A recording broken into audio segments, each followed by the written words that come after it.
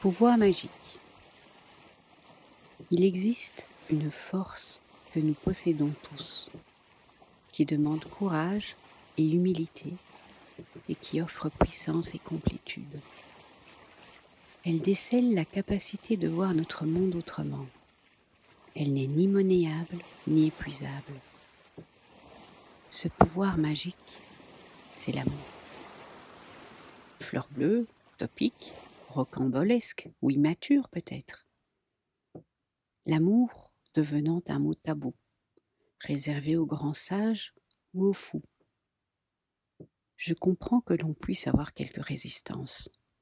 Restons sérieux quand même dans ce vrai monde, ce monde féroce.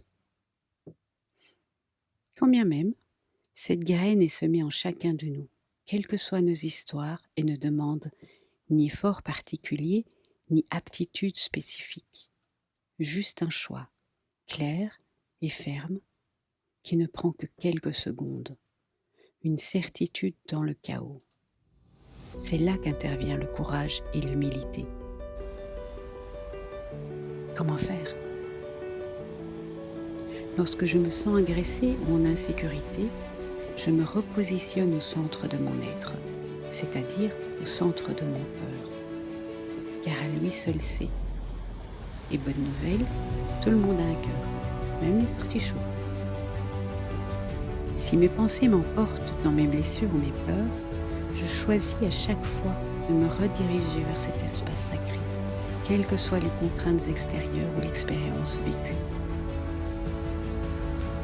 Mais c'est quoi être dans son cœur ? Comment faire ? Le cœur, c'est un espace que j'ouvre en moi et qui me permet de sortir de la forme, du conditionnement et de revenir dans mon essence. Une pause pleine de silence et résonance où je peux écouter vraiment. Et écouter, c'est aimer. C'est descendre au milieu, ressentir les pulsions de mon cœur, le mouvement de mon ventre, de ma respiration. Et quand j'écoute mon corps physique, mon mental se retire.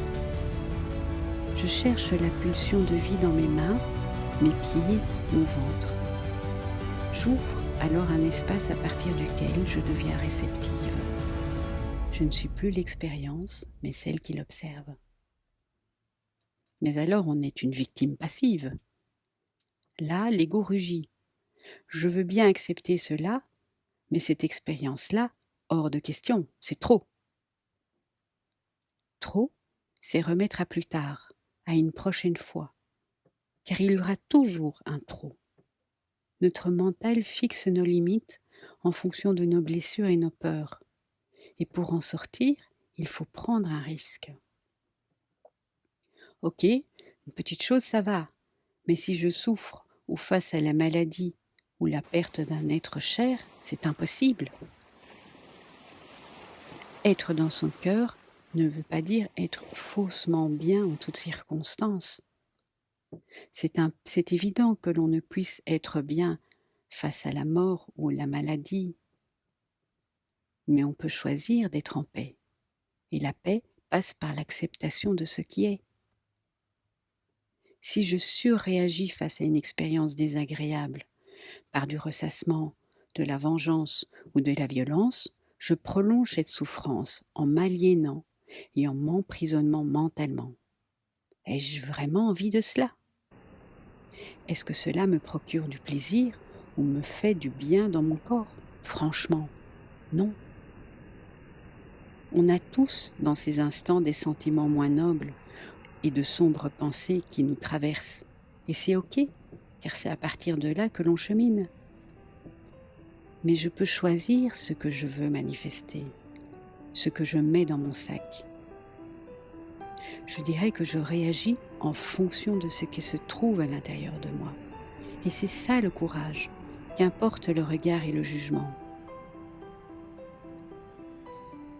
Oui, mais si je suis le seul à faire cela. Une fois que j'ai expérimenté, une sensation de plénitude, de justesse m'envahit, comme des vagues de chaleur. Et ce moment de présence me comble. Il devient une vérité. Cet extérieur devient alors une résonance, une vibration qui m'apporte des réponses. Il n'est ni dépendance ni blessure. Il est juste ce qu'il est. Le secret, c'est d'ouvrir cet espace sacré, quelles que soient les conditions. C'est donner sans prendre à l'autre. C'est donner sans avoir peur de manquer. C'est s'ouvrir sans attente. C'est source cette abondance.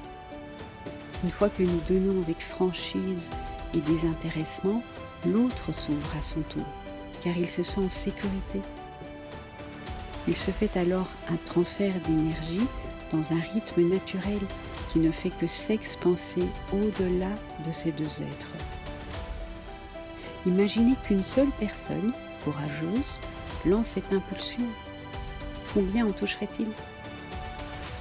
Et si quelques-uns seulement d'entre nous agiraient de cette manière, existerait-il encore autant de conflits, dépendance ou maltraitance ? Voulez-vous être celui qui ose ?